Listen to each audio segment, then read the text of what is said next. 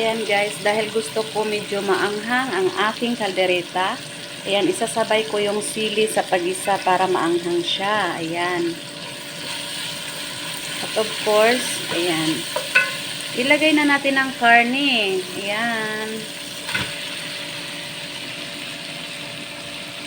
So, ito na nga.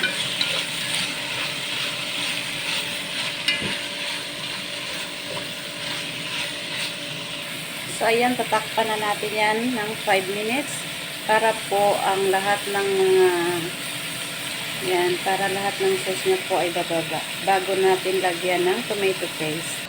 So, ito na guys, after 5 minutes, charan! So, idagdag ko na ang tomato paste. Ayan, 1 box of tomato paste ang nilalagay ko. Masarap kasi siya guys pag marami siyang tomato paste. Ayan. Ayan, isang ganito lang maliit. Ayan, sige pa, piga pa. Sige, sige. So, ayan, haluin na natin. Haluin na natin ang tomato paste. Ito ang nagbigay ng kulay sa ating kaldereta. So, nahalo ko na siya guys. Pagkatapos, ilalagay ko po para lalo siyang lumambot. Ito po, dahil wala tayong Sprite, lagyan natin ng 7-Up. Ito po ang pampalambot ng karne.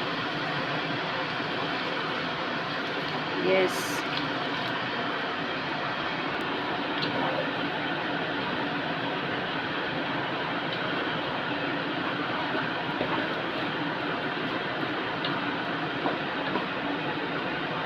Hintayin na lang natin na lumambot.